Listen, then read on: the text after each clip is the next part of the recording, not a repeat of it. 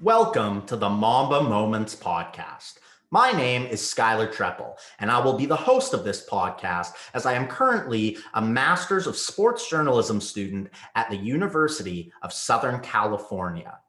This podcast will continue to honor and expand the legacy of Kobe Bryant through continuing to tell amazing stories and having guests being interviewed, journalists who knew Kobe, teammates, and fans who he deeply impacted, and so much more. Next week, we have Cabby Richards, one of my favorite Kobe interviewers. But for today, I'm going to share my own Mamba moment of when I flew from my hometown of Winnipeg, Manitoba, Canada, to attend Kobe Bryant's 60-point finale, the last game of his career.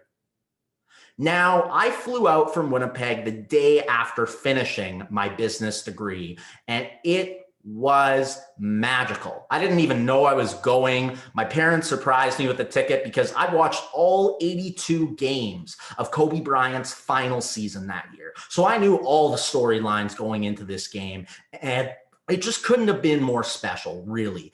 I mean, you had Shaquille O'Neal ask Kobe Bryant to score 50 points in his final game after one of Kobe's games that season where, he hadn't played so well. He was 37 at that point. And what did Kobe say to Shaq? Nah, man, only in 2K. I can't do that in real life anymore. So lots of people weren't expecting much, but I knew that Kobe was just setting the expectations a little bit lower. Leading up to that game, Kobe scored 35 points in only 2 full quarters of playing against the Houston Rockets just a couple of nights earlier. So I knew something special could still happen. And Kobe had quite a few throwback performances during that time period. So I fly out from Winnipeg. I get to LA the day before the game, right after I finish the last exam of my business degree. And I stay in the Holiday Inn downtown. It was just wild when I got out of my hotel the next day. We are talking thousands of fans in Kobe Bryant gear all together to celebrate the man who meant so much to them. It was literally like Disney World for Kobe Bryant. It was like Kobe Land. There were giant inflatable Kobes. There were massive blocks that were spinning off of the ground with pictures of Kobe. There were giant TVs showing Kobe Bryant highlights. There were giant posters of Kobe Bryant on the Staples Center. So you can imagine how high the walls of a basketball arena are. And the whole thing was plastered with Kobe. Kobe's 5 championship trophies were there. It was literally like a theme park for Kobe and just a full expression of love and everyone there to celebrate Kobe. One of the coolest things was that they actually had a wall where you could write down messages to Kobe that thousands of fans were lining up for. And I did myself. And I told Kobe, I'd watched him since kindergarten, even though I remember him on TV when I was 3. But kindergarten was where I really started following Kobe. He was drafted when I was 3, by the way.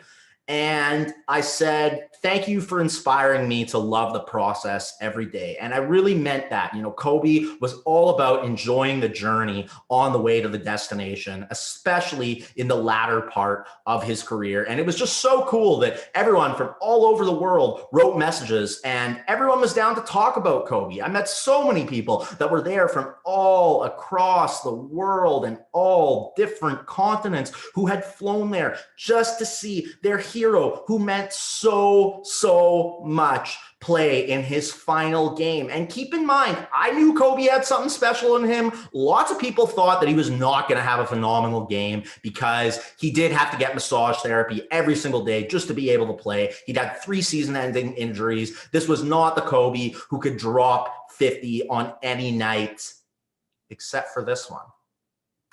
So I get into the arena after waiting about 45 minutes in line to get in. It was the craziest thing that I had ever seen in my entire life. I get in and it is just a sea of purple and gold. It is excitement. It was like a championship game, but it was the last regular season game of the season in which the Lakers went 17-65, worst of their career. But what was beautiful was that there was no pressure.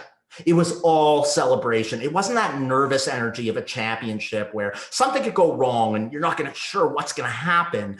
It was pure love, celebration, and excitement. Kobe could have scored 5 points that night, and people would have left being absolutely thrilled. But what happened next was astounding, and it was foreshadowed just a little bit.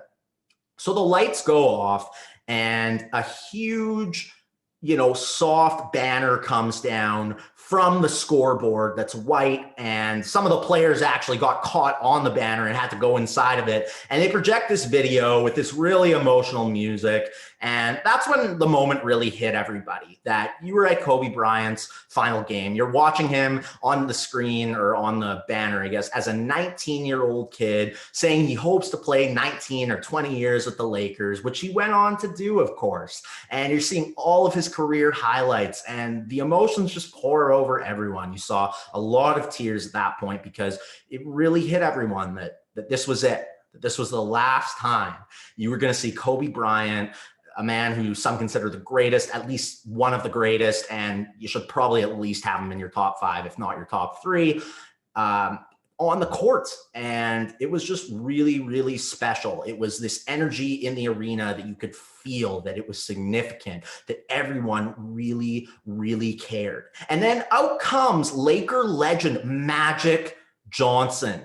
And he starts talking about Kobe, and he calls Kobe the greatest Laker of all time. Now, it became cool at some point to disrespect Kobe, and to hear Magic, who so many people would say, oh, Magic's the greatest Laker, not Kobe, call Kobe the greatest Laker was really, really special for people like myself who admire the work ethic and performance of Kobe Bryant just so, so much. And one of the coolest things is that Magic had actually made a mistake in sharing his amazement at Kobe Bryant scoring 50 points 25 times. Up to that point in the regular season, he had only scored 50 points 24 times, for number 24, of course.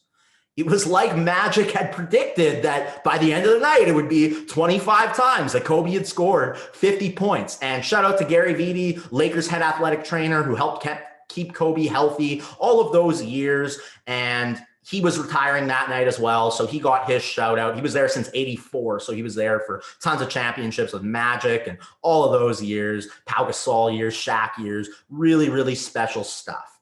So speaking of some of Kobe's teammates, so many were there that night. Shaquille O'Neal was there, the dude who asked Kobe to score 50 points that night, the guy that Kobe won 3 championships with, in what many consider to be the greatest NBA duo of all time, and such an incredible relationship that was tumultuous, where Kobe wanted Shaq to work harder and have Kobe's work ethic, but they became great friends in real life. Kobe communicated with Shaquille O'Neal's son on a regular basis and helped train him, and they cared about each other's families. And it was really cool how their relationship developed after they had a bit of a breakup.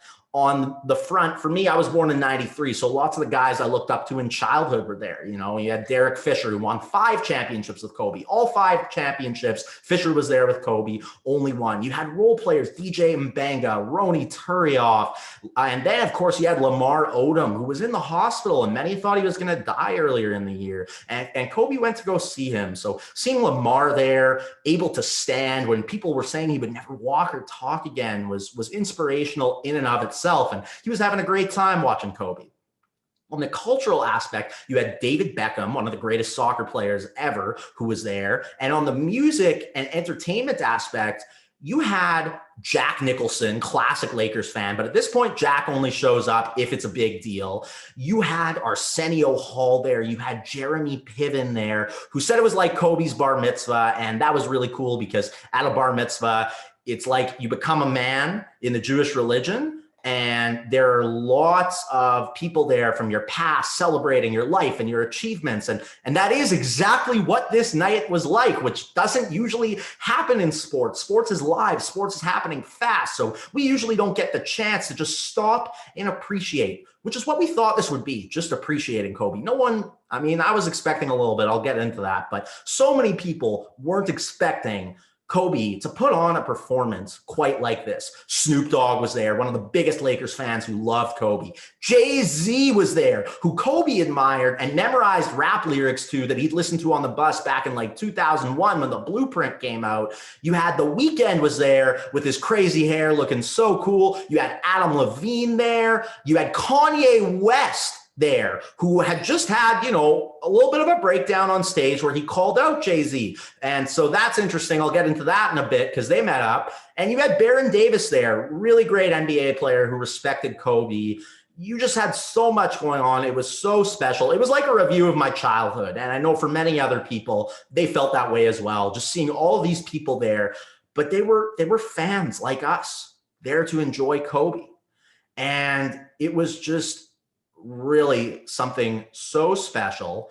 And so I get into the game and they do these intros, and up on the screen, they have all these players giving their respects and tributes to Kobe Bryant. You have Kevin Garnett, you have LeBron James paying tribute to Kobe, Carmelo Anthony, Russell Westbrook, Kevin Durant, Dwayne Wade, Phil Jackson, the coach who coached Kobe to 5 championships and Michael Jordan to 6, Steph Curry, who was about to win his second MVP that season. And the Warriors were actually breaking a record of winning 73 games in the regular season that night. But I knew, and so many did, Kobe's game was going to be just a little bit more special. And it certainly was. It was beyond historic. So that was really cool. And then after Kobe just received the most love ever, it's time to play a game.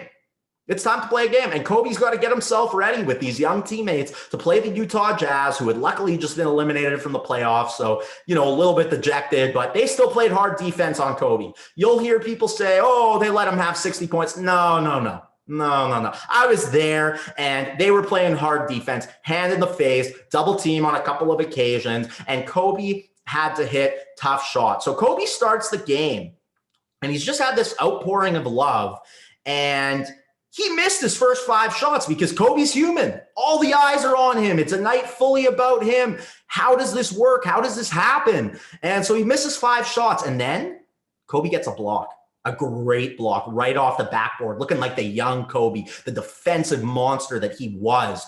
And so Kobe gets a block. And from there, he runs down the court and hits a difficult jumper right at the baseline. And he makes the shot. And then Kobe starts making his pull-up jumpers. Kobe makes a second shot. Kobe makes a third shot. Kobe makes a fourth shot. And then he makes a 5th shot in a row. And the crowd is going wild. Everyone is out of their minds at this point, okay? It was this collective energy where no one wanted to see anyone else shoot. We just wanted to see Kobe, and everybody felt this way. So when Kobe hit that 5th shot in a row, his teammates are jumping up for joy. Everyone's jumping around. Everyone is standing up. I mean, we're talking the first quarter of a regular season game. This dude gets a standing ovation. It was like a performance. It really felt like a theater play, not a basketball game, especially when the 4th quarter hit. So by the end of the first quarter, Kobe's got 15 points. And at this point, I've started chatting with people. I made friends. Shout out to my friend, Roger Liao. I met him that night. We still talk today because we shared this bond. Might have to have him on this podcast one time. And I tell him, hey, Kobe's got 15 points. If he keeps up this pace, he could get 60. And Roger was a Kobe believer. Roger loved Kobe more than anyone I'd met. Being from Canada, I haven't met a lot of people who love Kobe Bryant in the way that I do. And it was so special to connect with people there, and especially Roger. And he laughed when I said that because it was such an unbelievable prospect for Kobe to be scoring 60 points on this night. And anyways, he goes out there, and by the end of the half, he had, I believe, 23 points. So that was great. 23, of course, the number of Michael Jordan. And after that, Kobe goes into the 3rd quarter. But first, at halftime, Kobe is walking around and he goes up to Jay-Z and Kanye. And Jay-Z and Kanye actually had some issues because of what Kanye had said about Jay-Z when he had a little bit of a breakdown on stage. Nothing to laugh at. Mental health and mental illness is a serious issue. But Yeah, they had some issues. And Kobe goes up and gets them to start talking. And this was right after. So you knew it was the first time that they had had the chance to talk. And so this was a really, really cool moment. And for me to see as a fan as well, as a fan of their music growing up too. And Baron Davis comes up, and it's just all these dudes I looked up to are talking on the court. And Kobe is playing the last game. And it was just so cool to see time stop in that moment. So as I was saying now, halftime's over. Kobe's ready to go out in the third. And throughout the whole time, we've had all these celebrities giving video tributes. Justin Bieber, Justin Timberlake, Kim Kardashian and Kanye West, David Beckham, soccer player, of course, Alexander Ovechkin, Paula Abdul, Jack Black. I mean, just everyone you could imagine. Kobe touched, Kobe inspired, and it was amazing. So we get into the third quarter, and Kobe's doing all right, and he's got 37 points at the end of the third quarter. Things are heating up, but the Lakers were stinking all game. They're not a great team at this point. It's too much young talent, and Kobe's not used to having young talent and being like a mentor. You know, he did as good a job as he could, but Kobe said before, any season without a championship is a wasted season. So you know Kobe wanted to compete for a championship, even though he became softer with the media at this point, opened up to them more, and really was enjoying the journey more, because that was all there was left to do with the farewell tributes and everything going on. The fourth quarter is where the magical Mamba moments began happening. As I said, the crowd was losing their mind this whole time. When Kobe was at the free throw line, the crowd was chanting MVP, MVP as loud as they possibly could. Throughout the whole game, there were chants of Kobe, Kobe, Kobe, and thank you, Kobe. Thank you, Kobe. And it was just, when he hit a shot, though, people went nuts every single time. When he almost hit a shot, everybody stood up and gasped their breath. It was unlike anything you've ever seen, and it was for a regular season game, but there was no championship expectations. There was nothing on the line, so everyone could just enjoy and embrace this moment together, and it was so, so special. So fourth quarter, Kobe starts going off, and the Lakers are down 10. And now Kobe starts hitting shots. He starts hitting layups. Kobe's up to 40 points on his last night. This is the first time Kobe scored 40 points in at least a couple of years, since I believe 2014 against the Golden State Warriors. And so Kobe gets to 40 points, and then he keeps going. Again, people expect him to score maybe 20 points tonight. Kobe keeps going. He gets to 51 points. This is the first time Kobe Bryant has scored 50 points since 2009, February 2nd, 2009, against the New York Knicks, when he was absolutely in his prime on his way to winning championship number 4. So Kobe goes out and he gets a 50-piece. Kobe is now hitting shots from everywhere. He's hitting three-pointers. He's hitting layups. He's blowing past defenders. He's hitting pull-up jumpers, mid-range shots, everything you could imagine. He's looking like the Kobe of old. Somehow he finds the strength. He's on pure adrenaline. The dude looks completely exhausted. But who else to leave it all out there but Kobe Bean Bryant? So at this point, the Lakers, as I said, they were down, 96-86 to the Utah Jazz. 10 points, 3 minutes left in the game. Kobe can get a bunch of points, but them winning, it seemed meant to be, but it also seemed ridiculous. But somehow he keeps going. He keeps going. He keeps scoring. In 2008, I went to go see Kobe Bryant play in Los Angeles, and somehow he scored 53 points. My favorite player. They had a shirt of Kobe's 50-point games that night. I was so lucky to go from Winnipeg, Manitoba in his MVP season, and I couldn't believe that he scored that many points. It was amazing. I never thought I'd see it again. But Kobe Bryant goes up and he scores 53 points on a mid-range jumper. And I was in disbelief. I'm like, this guy's 37 years old. He was winning MVPs when I saw him. How is he outscoring that performance? How am I here for this? This is incredible. There was an aura. There was a spirit that came over everyone. It was just next level. And so then the Lakers actually have a chance to win the game here. Kobe Bryant hits a three-pointer fading away with all of his energy expended and less than a minute left. And the Lakers are now down 96-95. And they can win this thing. The whole crowd is up. Watch the video, everyone. You see Jay-Z smiling. You see Kanye smiling. You see Shaquille O'Neal smiling. You see Snoop Dogg smiling. Everyone was turned into little kids. Kobe turned all of us into little kids. He could turn the biggest stars into little kids. And it was just amazing. So then Kobe's dribbling the ball up the floor. Lakers down by 1. We've seen this time and time again, but not at this age, not in this moment, not in his last game. And Kobe takes the ball up, and Julius Randle comes up to the top and sets a screen for Kobe. Kobe dribbles around the screen. He goes for the pull-up jumper with 31.6 seconds left, and he shoots, and the ball goes in. Everyone is out of their minds. Kobe has 58 points. This is crazy. The Lakers are actually looking to win this thing. And then Kobe gets fouled, and he's at the free throw line for the last time of his career. And everyone's chanting MVP. I have a video holding my phone, and I'm shaking. I'm shaking. Everyone is shaking. The whole arena, you can feel the tension at this point because Kobe can go for 60. He can go out with 60, the oldest player to ever score 60, the most ever by an NBA player in their last game. And he hits the first free throw, and I go, come on. Come on. My voice is shaking on the video. And somehow, some way, Kobe Bryant hits the last shot of his career.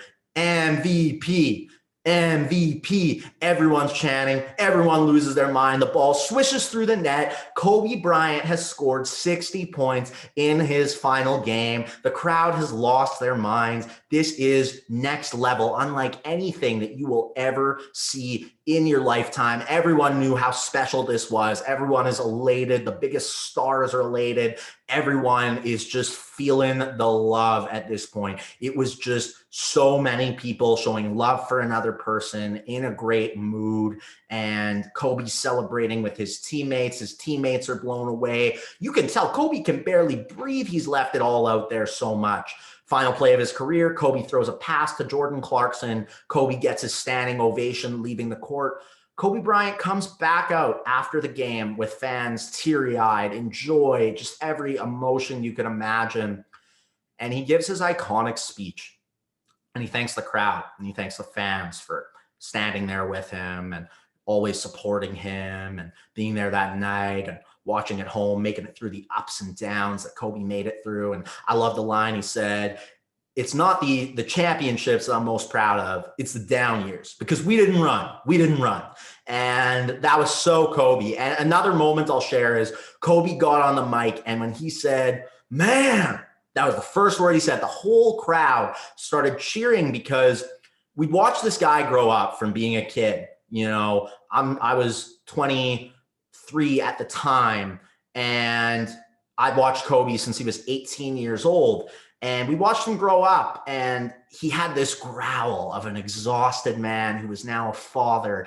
And you could just feel the years of experience and giving himself to the game. And Kobe said always, you know, leaving no stone unturned. And it was just magical. It was truly magical. So then end the speech, Kobe looks at his daughters and he looks at his wife and thanks them for making the sacrifices of letting him go to the gym and letting him do the work. And it was just amazing. It was really amazing, and a lot to look back on now, of course. But his family being there and the love he had for them, you could see it, you could feel it. His teammates, Shaquille O'Neal, everyone behind him, Kobe celebrating with them, Shaquille O'Neal in awe. And then Kobe at the mic after an epic speech, dropping 60 points, goes up and says, Mamba out, and drops the mic. Ladies and gentlemen, confetti starts raining down from the ceiling, 24-shaped confetti, and everyone is just watching. Everyone is in bliss. Everyone is in joy. Everyone is talking with each other. There was one guy in the front row who was laughing a little bit at how excited I was at the start of the game. By the end, he turned around and gave me a high five. I was so excited. I went amongst Kobe fans. I was the biggest there. Everyone was turning around and high-fiving me by the end. And I was helping people stand up with just my energy and my joy and yelling. I couldn't contain it. It was amazing. I can't believe I was there for this. I can't believe I'm reflecting on it. My favorite player. And it's a memory that'll always stick with me, even more now that the late, great Kobe Bryant has passed away. But the legacy will live on forever. And I will be a part of keeping up that legacy. I would Google Kobe every day and press news just to look at Kobe stories. And so I want to keep hearing those Kobe stories. And that's why if you want to come on the podcast, please reach out to me. Instagram at Skylar Treppel, Twitter at Skylar Treppel, Facebook, you can find me under my name, LinkedIn, and I'm currently at USC, and this is the Mamba Moments podcast. So I want people to come on and share Mamba Moments. Thank you all so much. Please tune in next week as we have Cabby Richards, who did these amazing interviews with Kobe, where you get Kobe to open up in the 2006-2007 era when Kobe was stone-faced. He was a killer. So before, he opened up in 2016, this dude would bring pillows, ask Kobe if he could stay at his house, and Kobe was cool with it. This guy got some of my favorite Kobe interviews, Cabby Richards. So tune in next week for another episode of Mamba Moments. And if you're passionate about Kobe, you're a teammate, you're a fan, you're a journalist, come on down. We'll do interviews, we'll share stories, because I love talking about Kobe and I want to keep hearing those stories. And for my master's thesis at USC, I'm talking about Kobe and his final season and final game, since I watched the final game and watched his final season, went to the final game. So I want to get some interviews done. And while I was interviewing people, interviewed some of Kobe's teammates and journalists who covered him, that was when I realized people find a lot of catharsis in talking about Kobe Bryant now.